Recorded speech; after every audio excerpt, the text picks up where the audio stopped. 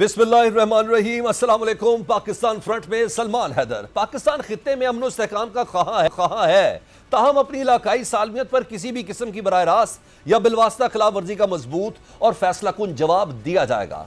Army chief field marshal Syed Asim Munir का भारत और इसकी प्रॉक्सीज को वाज़ेह पैगाम। ISPR के मुताबिक GHQ में 17वें नेशनल वर्कशॉप बलोचिस्तान के शुरका से मुलाकात में फील्ड मार्शल ने कहा कि भारत की हिमायत याफ्ता नासिर फितनतुल खवारिज और फितनतुल हिंदुस्तान मनफी प्रोपेगेंडे के जरिए अवाम दुश्मन और तरक्की मुखालिफ एजेंडा फैला रहे हैं।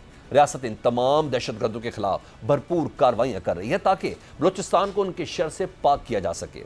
फील्ड मार्शल सैयद आसिम मुनीर ने बलोचिस्तान को पाकिस्तान का फख्र करार दिया। कहा, बलोचिस्तान में देर पा खुशहाली के लिए सियासी मफादात से बालातर होकर काम करने की जरूरत है। बलोचिस्तान की अवाम निहायत मुहब्बे वतन, बासलाहियत और बाहौसला है, जो दर हकीकत सूबे का असल सरमाया है। उन्होंने इस बात पर जोर दिया कि बलोचिस्तान की बेपनाह मुआशी सलाहियत को सूबे की अवाम की बेहतरी के लिए बरूए कार लाया जाए। ISPR के मुताबिक फील्ड मार्शल सैयद आसिम मुनीर ने सिविल सोसाइटी के तामीरी किरदार, खसूसन नौजवानों को बाइख्तियार बनाने की काविशों को सराहा। कहा कि नौजवान बलोचिस्तान की पायदार तरक्की में कलीदी किरदार अदा कर सकते हैं, बशर्ते कि वो जाती या सियासी मफादात से बालातर होकर सूबे की खुशहाली के लिए काम करें। फील्ड मार्शल सैयद आसिम मुनीर ने वफाकी और सूबाई हुकूमतों की जारी तरक्याती मनसूबों का जिक्र करते हुए कहा कि ये इकदाम अवामी फलाह बहबूद को मद्देनजर रखते हुए बलोचिस्तान के समाजी और मुआशी ढांचे में बेहतरी लाने के लिए किए जा रहे हैं। दूसरी जानब वज़ीर दिफा ख्वाजा आसिफ ने भी अफगान तालिबान रजीम को दो टोक पैगाम दिया कि सीज़ फायर की खिलाफवर्जी हुई तो भरपूर जवाब मिलेगा। सीज़ फायर मुआहदे में बहुत वाज़ेह तौर पर बयान किया गया था कि कोई दरअंदाजी नहीं होगी, TTP को अफगान सरजमीन पर कोई सहूलत फराहम नहीं की जाएगी। ख्वाजा आसिफ ने मुज़ाकरात के हवाले से तनकीद और तंज करने वालों को भी भरपूर जवाब दिया। ख्वाजा आसिफ ने कहा, बातचीत फितनतुल खवारिज से नहीं, अफगान तालिबान से की, जो पाकिस्तान के बच्चों के कातिल हैं। उनसे बातचीत ना की है, ना आइंदा करेंगे। ख्वाजा आसिफ ने कहा कि अफगानिस्तान से सीज़ फायर में वक्त की हद मुकर्रर नहीं, खिलाफ वर्जी ना होने तक मुआहदा बरकरार है। एक सफ़े पर 4 पैराग्राफ पर मुश्तमिल मुख्तसर मुआहदा है ताकि कल अफगान तालिबान ये ना कहें कि फ़लाँ शहर वाले नहीं मान रहे। टीवी इंटरव्यू में ख्वाजा आसिफ ने कहा कि मुआहदा पनाह गजीनों की वापसी, TTP की सरपरस्ती छोड़ने और सीज़ फायर पर मुश्तमिल है। ताहम उन्होंने मुआहदे की तफसीलात बताने से गुरेज किया। ख्वाजा आसिफ ने कहा कि अफगान तालिबान से मुआहदे की तफसीलात नहीं बता सकते और इसे खुफिया रखा जाएगा। समझौते पर अमल दरामद कैसे होगा, इस पर इस्तंबुल मुज़ाकरात में बात होगी। वज़ीर दिफा ख्वाजा आसिफ ने कहा कि इस वक्त अफगान तालिबान रजीम के बयानात अहम नहीं, मुआहदा अहम है। अफगान तालिबान कुछ भी कहें, असल गुफ्तगू मुआहदे में दर्ज है। अफगान तालिबान रजीम ने मुतनाज़ा बयान देकर अपने लोगों को मुतमईन करना है। डिफरेंट लैंड के हवाले से मुल्ला याकूब के बयान पर ख्वाजा आसिफ ने कहा कि अफगान रहनुमा क्या बढ़के मारते हैं, इसकी क्या हैसियत है। दोनों मुल्कों के दरमियान इंटरनेशनल बॉर्डर है। अटक तक की बात करने वाले भी जानते हैं कि तोरखम बॉर्डर कितनी बड़ी हकीकत है। ख्वाजा आसिफ ने कहा कि अफगान महाजरीन की वापसी से मुतल्लिक हमारा मौक़िफ़ वही है जो पहले था। अफगान महाजरीन को बाइज़्ज़त तरीके से अपने मुल्क भेजा जाएगा। साबिक सफ़ीर मलिया लोधी का कहना है कि पाकिस्तान की लाइन बिल्कुल क्लियर है। पाकिस्तान और अफगानिस्तान के दरमियान तनाव की वजह कलदम TTP है। अफगान हुकूमत को बार बार TTP को कंट्रोल करने का कहा गया। अफगान तालिबान हुकूमत ने अमली तौर पर कुछ नहीं किया। अब दोहों में अफगान नुमाइंदों ने यकीन दहानी कराई कि अफगान सरजमीन दहशत गर्दी के लिए इस्तेमाल नहीं होगी। तजियाकारों का कहना है कि सीज़ फायर समझौते में यही नुक्ता अहम है। देखना होगा कि इस्तंबुल में मुज़ाकरात से पहले अफगान तालिबान रजीम अफगान सरजमीन पर फितनतुल खवारिज और फितनतुल हिंदुस्तान के खिलाफ क्या इकदाम करती है। इस समत में इकदाम ना हुए तो 25 अक्टूबर को इस्तंबुल में होने वाले मुज़ाकरात न सिर्फ बेनतीजा होंगे बल्कि सीज़ फायर मुआहदा ख़त्म होने का भी खदशा है। ज़रा बताते हैं कि पाकिस्तान ने कतर और तुर्की के सालसों पर वाज़े कर दिया है कि ऐसी सूरत में नताइज की तमाम तर जिम्मेदारी अफगान तालिबान रजीम पर होगी। पाकिस्तान अफगानिस्तान में दहशतगर्द ठिकानों को निशाना बनाने के लिए आज़ाद होगा, जिसके लिए वक्त, जगह और अहदाफ का तयन पाकिस्तान खुद करेगा। उधर दोहा मुज़ाकरात में शरीक अफगान वज़ीर दिफा मुल्ला याकूब मुजाहिद सीज़ फायर समझौते के बाद मुसलसल भारतीय ज़ुबान बोल रहे हैं। मुल्ला याकूब कभी डिफरेंट लाइन का मसला छेड़ते हैं तो कभी भारत से मुतालिक पाकिस्तानी इल्ज़ामात का दिफा करते हैं, जिससे साफ जाहिर होता है कि अफगान तालिबान रजीम मुकम्मल तौर पर दिल्ली के ज़ेर असर है। अल जज़ीरा को इंटरव्यू में मुल्ला याकूब ने भारत के हवाले से पाकिस्तान के इल्ज़ामात को बेबुनियाद करार दिया। मुल्ला याकूब ने हिंदुस्तान के साथ ताल्लुकात को मज़ीद मजबूत करने का अज़्म भी ज़ाहिर किया। ये वही ज़ुबान है जो मुल्ला अमीर मुत्तकी नई दिल्ली में बैठ कर बोल रहे थे। तजियाकारों का कहना है कि अफगान तालिबान रजीम का यही रवैया रहा तो सीज़ फायर मुआहदे का ज़्यादा देर चलना मुश्किल होगा। दूसरी जानिब बलूचिस्तान में अफगान महाजिरीन के 10 कैंप्स को मुकम्मल तौर पर बंद कर दिया गया है और इन कैंप्स में मुकीम 85,000 अफगानों को वापस भिजवा दिया गया है। बंद किए जाने वाले कैंप्स में से 1 कोयटा, 2 पशीन, 3 लोरालाई, 3 चागी जबकि 1 कला सैफुल्ला में वाक़ था। दूसरी जानिब कोयटा में अफगान महाजरीन के खिलाफ क्रैकडाउन का सिलसिला भी जारी है और गुज़िश्ता रोज़ शहर से गैर कानूनी तौर पर मुकीम 3,888 महाजरीन को गिरफ्तार किया गया। बलूचिस्तान में रजिस्टर्ड अफगानों की तादाद 5 लाख थी। पंजाब से भी गैर कानूनी तौर पर मुकीम गैर मुल्की बाशिंदों के इनखला का तीसरा मरहला जारी है। पुलिस 21,900 से ज़ायद अफगानियों समेत गैर कानूनी तौर पर मुकीम गैर मुल्कियों को डिपोर्ट कर चुकी। दोहा माहदे का मुस्तकबिल क्या होने जा रहा है, इस पर बात कर लेते हैं माहिर बैनुल-अक़वामी अमूर सीनियर तज़कियाकार कमर चीमा साहब से। कमर चीमा साहब, दोहा माहदे पर वज़ीर दिफा ख्वाजा आसिफ ने दो टोक अल्फाज में कहा कि अगर सीज़ फायर की खिलाफ वर्जी हुई तो भरपूर जवाब भी मिलेगा। अफगान तालिबान का अगर माजी का रिकॉर्ड देखें तो आपको लगता है कि वो इस मुआहदे की पासदारी करेंगे और TTP को पाकिस्तान के खिलाफ कार्रवाइयों से रोकेंगे? जी, बहुत शुक्रिया सलमान साहब। देखिए, पहली बात तो ये है कि अफ़गान तालिबान का जो ट्रैक रिकॉर्ड है और जिस अंदाज से उन्होंने पिछले 3.5 साल 4 साल हुकूमत चलाई है, एक ही बात साबित करती है कि अफ़गान तालिबान ने हमेशा दहशतगर्द जमातों को अलाउ किया है कि वो अफ़गान सरज़मीन पाकिस्तान के खिलाफ इस्तेमाल करें। हम तकरीबन कुछ 4,000 के करीब लाशें उठा चुके हैं इस बात के ऊपर कि अफ़गान तालिबान जो है वो एक नई हुकूमत संभाली है, वक्त लगता है समझने में, समझाने में। हमने तमाम अपने जो ऑप्शंस हैं वो एक्सरसाइज किए हैं, लेकिन अनफॉर्चुनेटली कुछ भी हमें कोई रिस्पांस नहीं मिला। तो एक तो ये बात है। दूसरी बात ये है कि अफ़गान तालिबान के साथ हम पोजीशन ऑफ स्ट्रेंथ से बात कर रहे हैं अब वो माजी की बात ऐसी नहीं है कि जैसे मर्जी चीज़ें चलेंगी। अब अगर फॉर एग्जांपल अफगान सरजमीन पाकिस्तान के खिलाफ इस्तेमाल होगी तो पाकिस्तान उसमें इमीडिएटली रिस्पॉन्ड करेगा और उसमें अफगान तालिबान जो है वो ऑलरेडी अनपॉपुलर हैं। तो मुझे ऐसे लगता है कि वो उनके अंदर जो खौफ पाकिस्तान ने डाला है और ये 1 पॉइंट डिमांड है, कोई दूसरी डिमांड नहीं है, एक ही डिमांड है कि आपकी सरजमीन पाकिस्तान के खिलाफ इस्तेमाल नहीं होनी चाहिए और उसके बाद जो पाकिस्तान से इकोनॉमिक इंसेंटिव आपने लेने हैं, जो कुछ लेना है आप लें। तो मेरा ख्याल है कि ये मैसेज बड़ा लाउड एंड क्लियर जा चुका हुआ है और अगर वो नहीं सुनते पाकिस्तान की तो जो फिर पाकिस्तान से हुआ वो जरूर करेगा।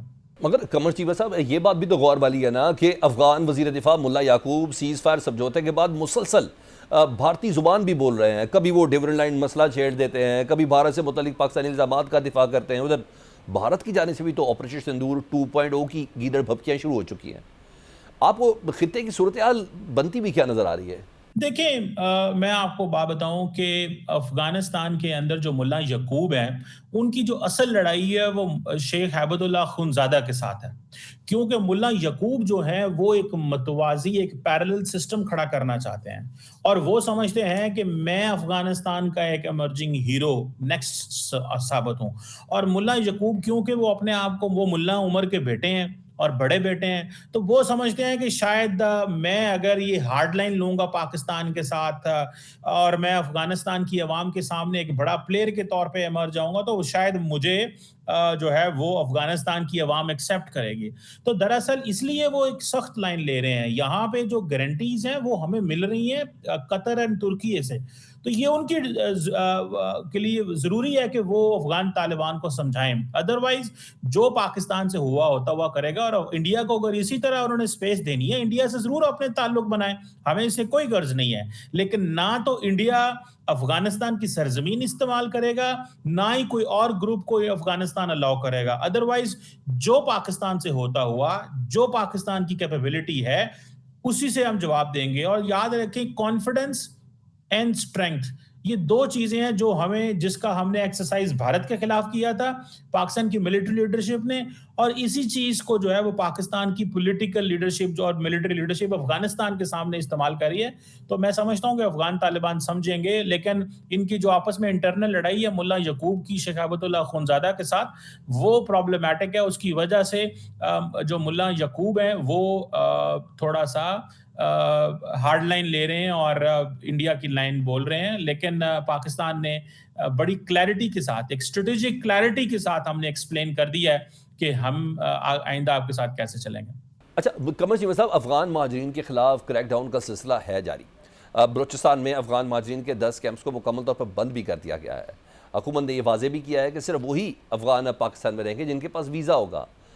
इस सिलसिले में मुस्तकबिल में कोई अफगान गैर कानूनी तौर पर पाकिस्तान में ना आए, पाकिस्तान को क्या इकदाम उठाने चाहिए? देखिए सलमान साहब, बात ये है कि पाकिस्तान जो है ना वो एक अब सॉफ्ट स्टेट नहीं है।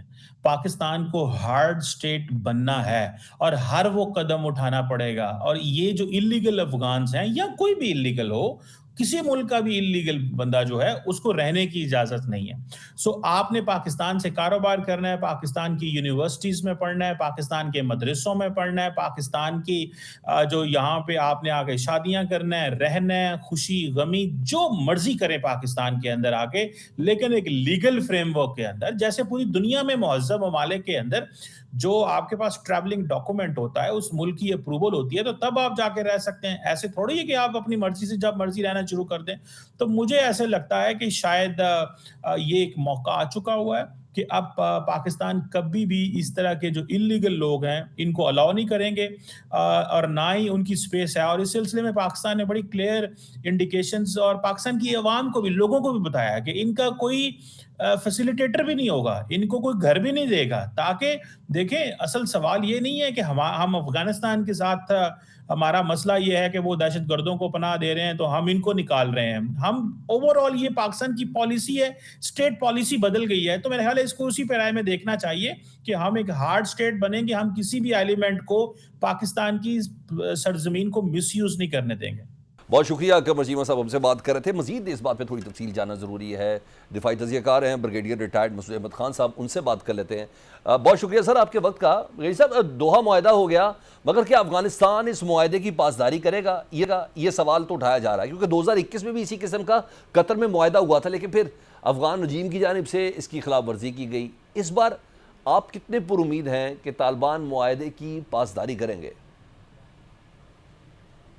हैं कि इनके ट्रैक रिकॉर्ड तो देखा जाए तो वो ठीक नहीं है। तो पास में भी promises were made and broken, वो एक तो फैक्ट है। और पास में भी देखें जिस तरीके से हमारी बातचीत रही है डिफरेंट लेवल्स पे, पॉलिटिकल लीडरशिप लेवल पे, इंटेलिजेंस की लीडरशिप पे भी यहाँ से लोग गए हैं। और हमने बायलैटरल भी कोशिश की, ट्राइलैटरल भी कोशिश की, रीजनल कंट्रीज को भी लेके हमने कोशिश की। तो हम एक लिहाज से we exhausted all option, but still हमने ये ओपन रखा था कि हमारी बातचीत होनी चाहिए with Afghan Taliban regime, with not with the खारिजीन से। तो वो बड़ा क्लियर था। अब ये एक अपॉर्चुनिटी आपके जो फ्रेंडली कंट्रीज हैं, कतर और तुर्किया ने प्रोवाइड किया, और दे रिक्वेस्टेड जो अफगानिस्तान ने फॉर सीज फायर। तो उसमें जो बातचीत हुई देखिए अच्छी भी है, डेवलपमेंट है, पॉजिटिव है। पाकिस्तान की स्टॉक्स की विक्ट्री है, पाकिस्तान के पॉइंट्स माने गए हैं। पाकिस्तान ने खास तौर पर ये चीज वहां पे नोट करवाई, लिखवा ली है कि अफगानिस्तान के सॉइल से जो टेररिस्ट है they should not be allowed to use Afghan soil. तो एक किस्म की एक्सेप्टेंस है अफगानिस्तान की, वो सॉइल को यूज कर रहे हैं। फिर हमने ये भी कहा क्रॉस बॉर्डर टेररिज्म भी ना हो। फिर इसके बाद हमने ये कहा Pakistan will not tolerate any attack originating from Afghanistan की। हमने ये भी कहा न्यू नॉर्मल एस्टेब्लिश हुआ, कर लिया है, फ्यूचर में अगर होगा तो हम करेंगे। अब इसमें देखें कि अब हमने ये देखना है कि तालिबान रजीम के ताल्लुक है विद फितना और खारिज के साथ, क्योंकि इनका एक बहुत पुराना लिंक भी है, एक एथनिक लिंक भी है, एलिजियंस है मुल्ला हिबतुल्लाह अखुंज़ादा के साथ, आपस में साथ मिलकर लड़ते भी रहे हैं। एथनिक लिंक मैंने जिस तरह बता दिया। इसके अलावा देखें कि पास में एक मिरली रिकॉर्ड को भी रेफर किया जाता है जिसमें इनके आपस में एक अंडरस्टैंडिंग डेवलप हुई थी, और तालिबान इनको यूज करते as a bad leverage against Pakistan के अगेंस्ट।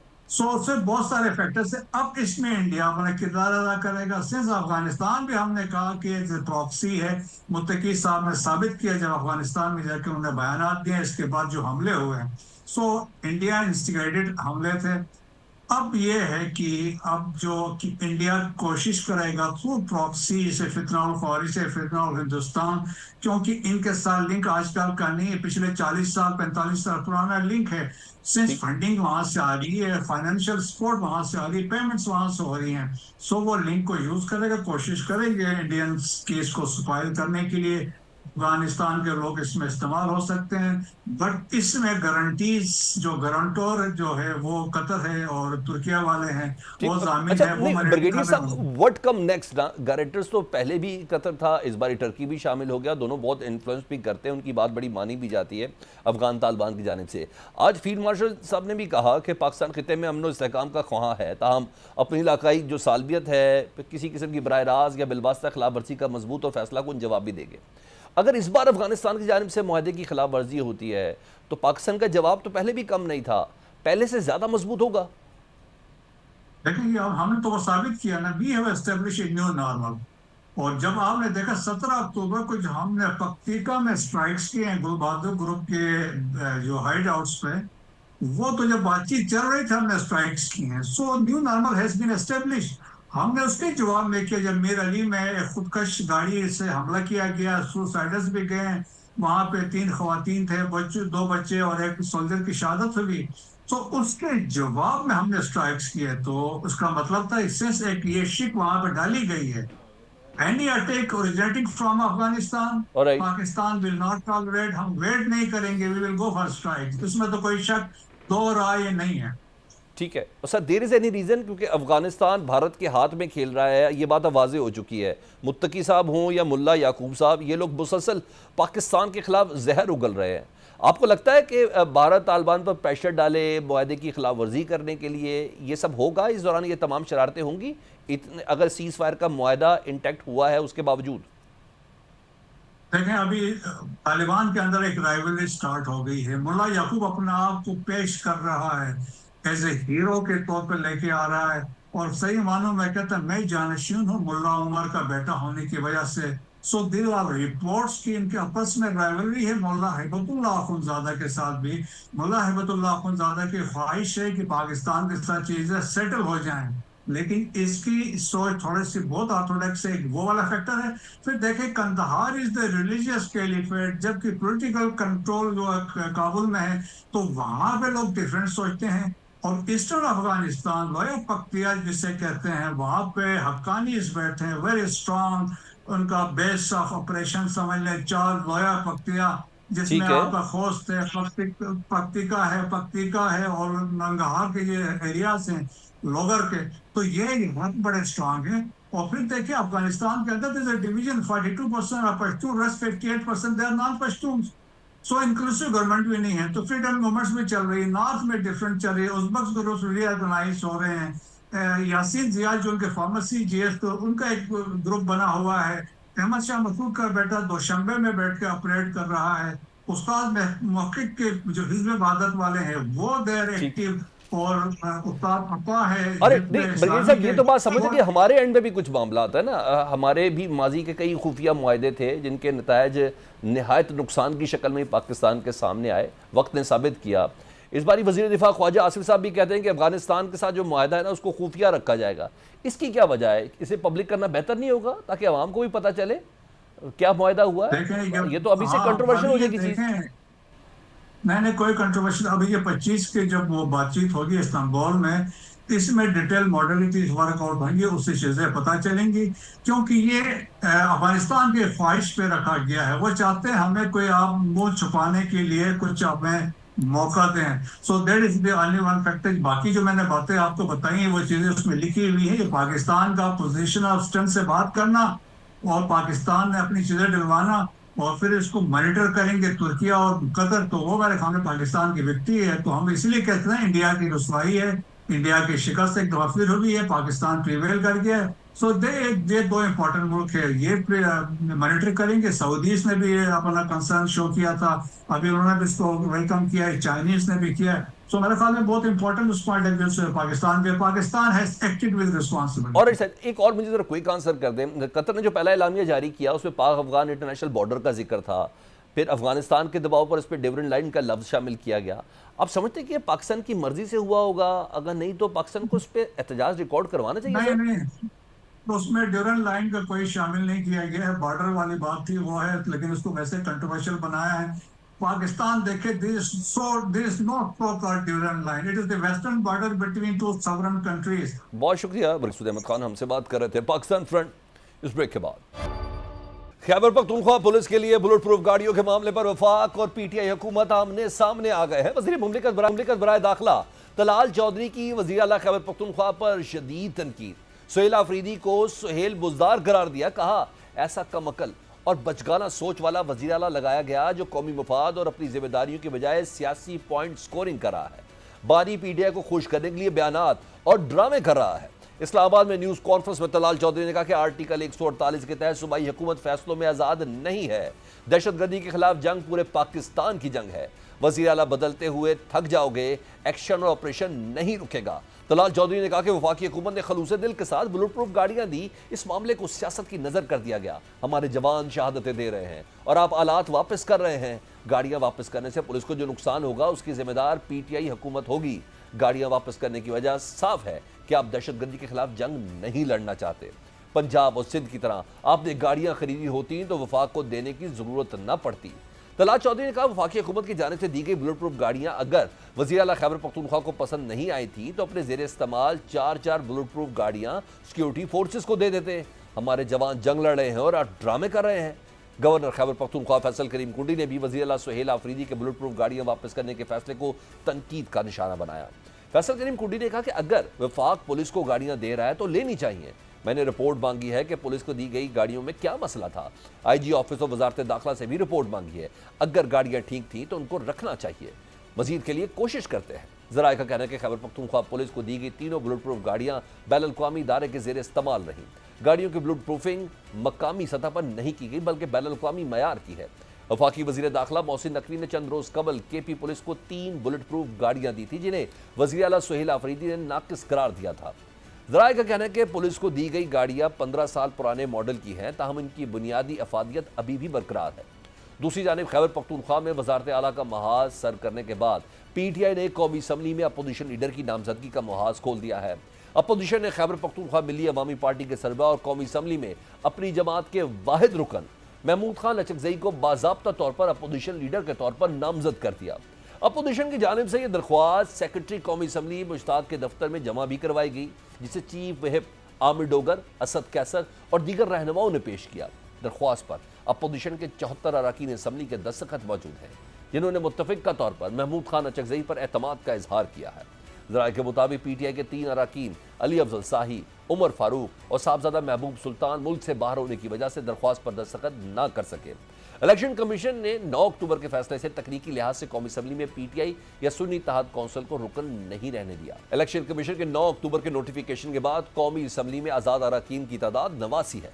स्पेशल सेक्रेटरी कौमी असम्बली ने महमूद खान लचकजई की नामजदगी की दरख्वास्त मौसूल कर ली, जबकि एडवाइजर ऑफिस ने दरख्वास्त को डायरी नंबर भी लगा दिया है। ज़राए बताते हैं कि अब बॉल स्पीकर कौमी असम्बली सरदार एयाज सादिक के कोर्ट में है। अब देखना यह है कि वो महमूद लचकजई की नामजदगी को कबूल करके नोटिफिकेशन करते हैं या दरख्वास्त को अपने पास रखकर चुप हो जाते हैं। दूसरी जानिब पंजाब असम्बली में अपोजिशन के तमाम अरकान ने कायमा कमेटियों से इस्तीफे दे दिए हैं। ये इस्तीफे स्पीकर को मौसूल भी हो गए हैं, ताहम ताहाल किसी भी रुकन का इस्तीफा मंजूर नहीं किया गया। ज़राए बताते हैं कि कुछ अरकान ने इस्तीफे बैरुल मुल्क से भी व्हाट्सएप के जरिए भेजे हैं। हाफिज फरहद और ओवैस विर्क ने मुस्ताफ़ी होने के बाद अपनी गाड़ियां भी पंजाब असम्बली सेक्रेटेरिएट को वापस की हैं। इससे पहले कौमी असम्बली में पब्लिक अकाउंट्स कमेटी के चेयरमैन जुनेद अकबर समेत पीटीआई के 51 अरकान कौमी असम्बली कायमा कमेटियों से मुस्ताफ़ी हो चुके हैं, लेकिन स्पीकर ने ताहाल उनके इस्तीफे भी मंजूर नहीं किए। सेनेट की कायमा कमेटियों से भी पीटीआई के इस्तीफों का मामला भी ताहाल ज़ेर इल्तवा है। तज़कियाकार कहते हैं यूं लगता है कि पीटीआई एक के बाद एक सियासी कार्ड खेल रही है, जिसका मकसद बज़ाहिर हुकूमत और सियासी निज़ाम को गैर मुस्तकम करना है। लेकिन महमूद लचकजई की नामजदगी कौमी असम्बली और सेनेट के बाद पंजाब असम्बली की कायमा कमेटियों से इस्तीफों से लगता है कि पीटीआई बंद गली में फंसती जा रही है। सियासी तज़कियाकारों का कहना है कि पीटीआई को समझना होगा कि मौज है दरिया में, बैरून दरिया कुछ नहीं।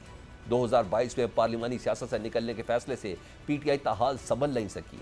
बेहतर होगा लड़ाई सिस्टम में रहकर लड़ी जाए। सियासी मंजरनामा कैसे खींचने जा रहा है, सीनियर तज़कियाकार नसरुल्लाह मलिक साहब से बात कर लेते हैं। मलिक साहब, अब पीटीआई ने आज बाज़ाब्ता तौर पर महमूद खान लचकजई को अपोजिशन लीडर के लिए नामजद किया।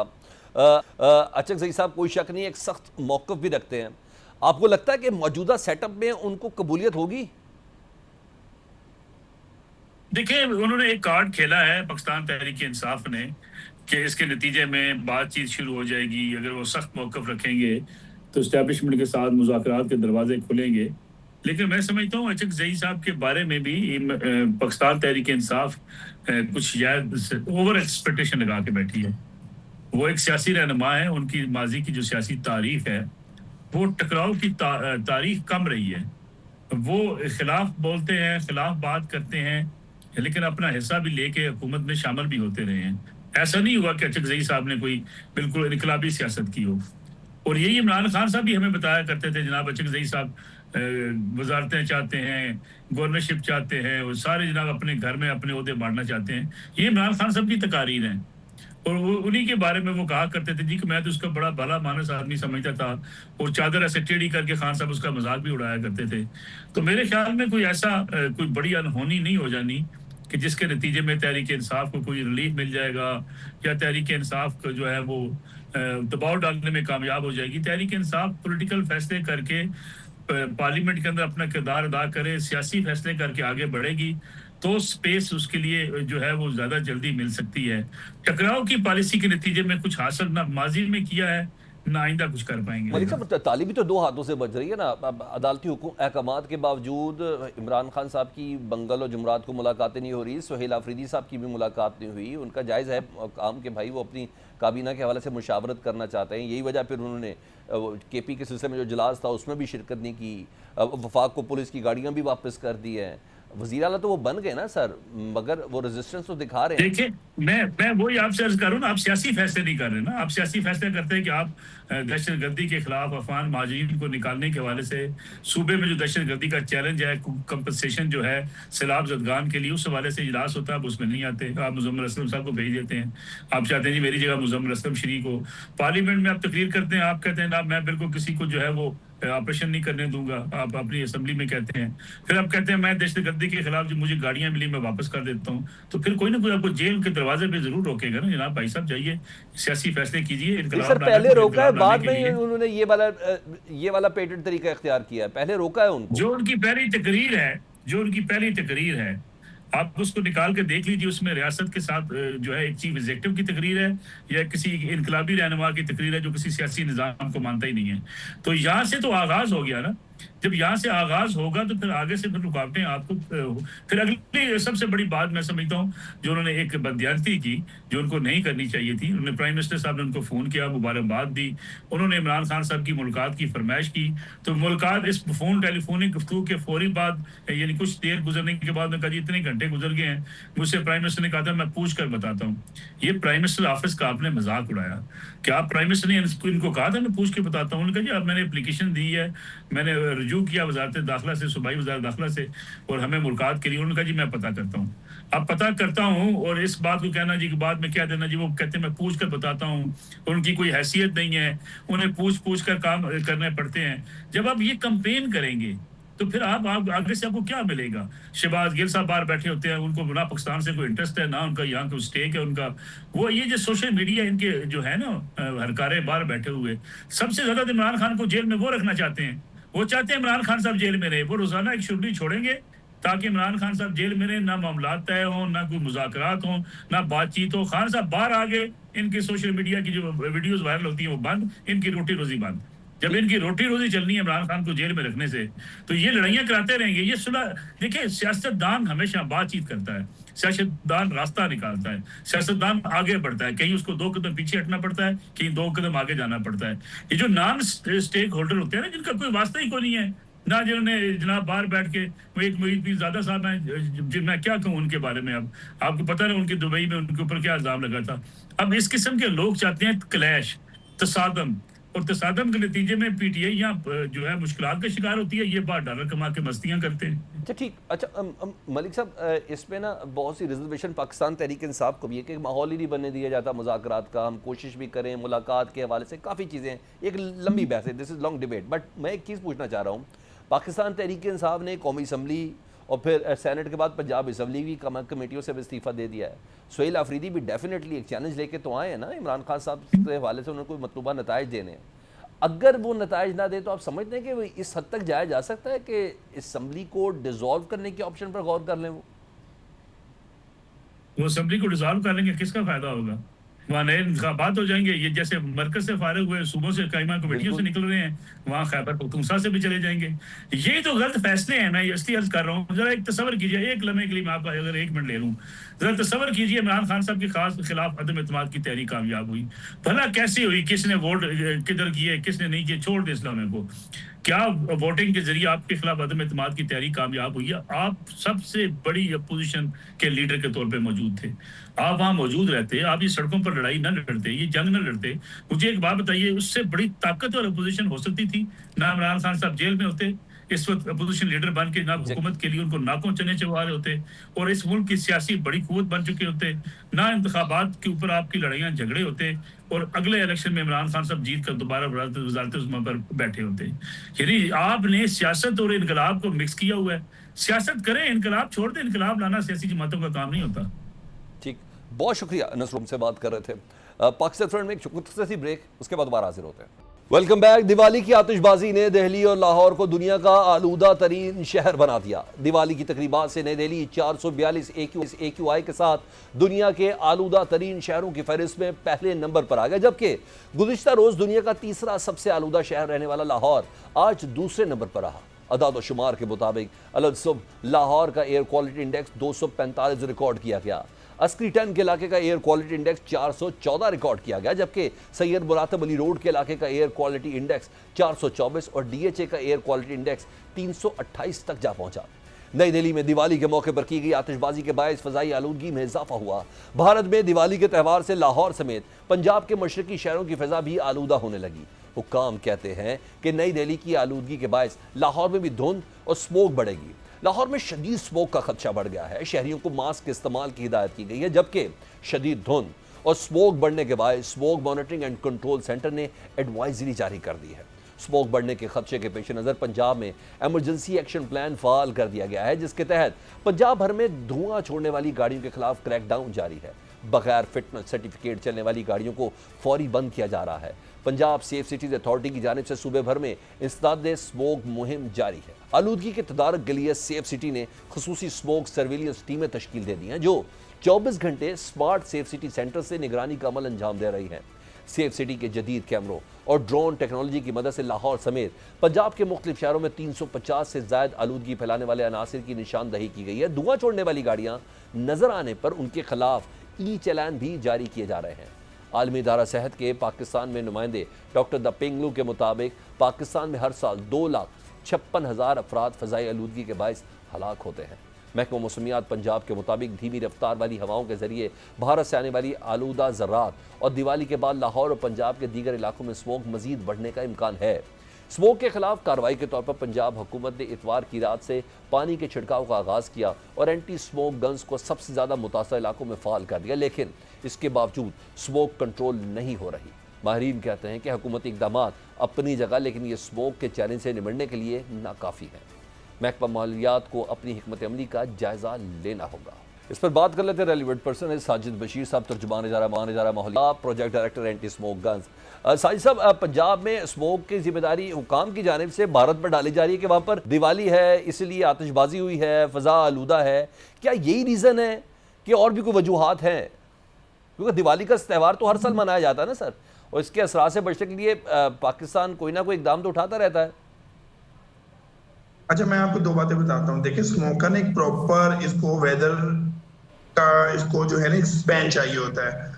अब अक्टूबर के अवाइल में जब टेम्परेचर कम हो रहा होता है ना, तो जितने भी हैवी पोल्यूटेंट्स होते हैं वो रात को नीचे आ जाते हैं। दूसरा, जो स्मोक सीजन है उसके अंदर आपको पता है stubble burning, transport, industries, brick kilns, dust, ये सारे एलिमेंट शामिल होते हैं। अब इंडिया का रोल कैसे आ जाता है? बेसिकली अक्टूबर के अवाइल के अंदर जो ईस्टर्न कॉरिडोर होता है वो ओपन होता है। ईस्टर्न कॉरिडोर का मतलब ये है कि wind direction towards Delhi, Amritsar, towards Lahore है। तो वहां पर अब जब वो आतिशबाजी पूरी दिल्ली, पूरा इंडिया कर रहा होगा और वो सारी की सारी धुएं वाली हवा जब लाहौर में शामिल होगी तो वो बिल्कुल अपना रोल प्ले करेगी। ये बताइए पंजाब के बाकी शहरों में क्या सिचुएशन है, क्योंकि हुकूमत का ज्यादा फोकस तो लाहौर पर ही होता है। दीगर शहरों में स्मोक की रोकथाम के लिए भी कोई इकदाम आप कर रहे हैं? अच्छा, पूरे पंजाब के अंदर ना टोटल 5 सिटीज हैं जो स्मोक से इफेक्ट होती हैं, ठीक है, और वो सारी टॉप पे लाहौर होता है, सेकंड के ऊपर इसके साथ शेखुपुरा, थर्ड पे कसूर, फिर गुजरांवाला और फैसलाबाद, जो सिटीज लाहौर की सराउंडिंग के अंदर है, जहां तक विंड ट्रेवल करके इजीली जाती है और इफेक्ट करती है। लास्ट ईयर विंड डायरेक्शन एकदम तेज हुई थी और मुल्तान तक जब वो विंड पहुंची थी वो रुक गई थी और मुल्तान भी लपेट में आया था स्मोक की। हालांकि वो स्मोक के जो हॉटस्पॉट सिटीज हैं उसमें मुल्तान नहीं आता। तो लाहौर का इशू इसलिए है कि लाहौर के अंदर आप देखिए लास्ट ईयर जब स्टडी हुई तो 80% कंट्रीब्यूशन जो था वो कैलकुलेट हुआ कि ट्रांसपोर्टेशन क्या है। लाहौर की जितनी आबादी थी, लाहौर में जितने लोग होने चाहिए तो उससे 10 गुना ज्यादा लोग आ चुके हैं। डेली हजारों गाड़ियां लाहौर में एंटर होती हैं और एग्जिट होती हैं। तो उस एलिमेंट के बाद जब हमारे पास शेयर्स आए तो फिर हमने गाड़ियों की एवेल्यूएशन की, बड़ी गाड़ियों की एवेल्यूएशन की, छोटियों की। तो बड़ी गाड़ियों का नंबर कम था, प्राइवेट गाड़ियों का ज्यादा था।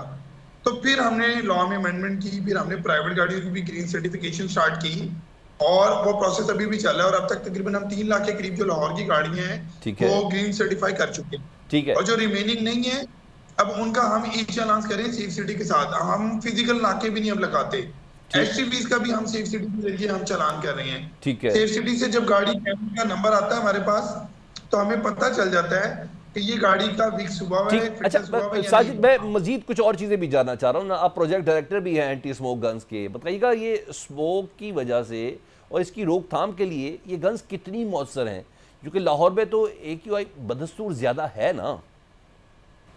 अच्छा मैं आपको एक बात बताता हूँ, एंटी स्मोक गन का अगर आप वर्किंग समझना चाहें ना तो सबसे पहले आपको ये पता होना चाहिए कि स्मोक के अंदर बेसिक कंपोनेंट्स क्या हैं। हैवी पोल्यूटेंट्स जो गैसेस हैं ऑब्नॉक्सियस, उनके अलावा जो मेजर रोल प्ले करता है वो फ्यूजिटिव डस्ट करता है। अब डस्ट क्या है? बारीक डस्ट है जो सड़कों के किनारे पे पड़ी है, अंडर कंस्ट्रक्शन साइट्स पे पड़ी है, वैसे फिजा में जो मिट्टी उड़ रही है। ये अक्टूबर के हवाले के अंदर फिजा के अंदर टेम्परेचर इन्वर्जन की वजह से एक जगह स्टेगनेट हो जाती है। जमीन से इसकी ऊंचाई होती है 40 मीटर से लेके 100 मीटर तक। तो इसको हम PM10 में कैलकुलेट करते हैं। अब हमने इसका टेक्निकल एनालिसिस करके उस एक्सपेरिमेंट को प्रूव भी किया। काना में 3 दिन पहले जो PM10 की रेशियो थी EQI के अंदर वो 607 थी। फिर हमने वहां पर एंटी स्मोक गन्स का फ्लीट डिप्लॉय किया और फिर हमने बिफोर एंड आफ्टर रीडिंग्स का जब हमने एनालिसिस किया तो PM10 को हम 607 से 167 पे ले आए। तो ये अपना रोल बिल्कुल प्ले कर रही है। और दूसरा देखिए, अगर हमने फिक्स लगाई होती, टावर लगाए होते, शायद फिर वो इफेक्ट ना आता। मगर आप ये देखिए, ये मूविंग ट्रक्स के ऊपर लगाने का पर्पस ही ये था कि हम हर तरह से पूरा का पूरा जो लाहौर है हम उसको कवर कर सकें। बहुत शुक्रिया साजिद बशीर, तर्जुमान इदारा मालियात Punjab, project director anti smoke guns, हमसे बात कर रहे थे। पाकिस्तान फ्रंट से सलमान हैदर को इजाज़त दीजिए। अल्लाह हाफिज़।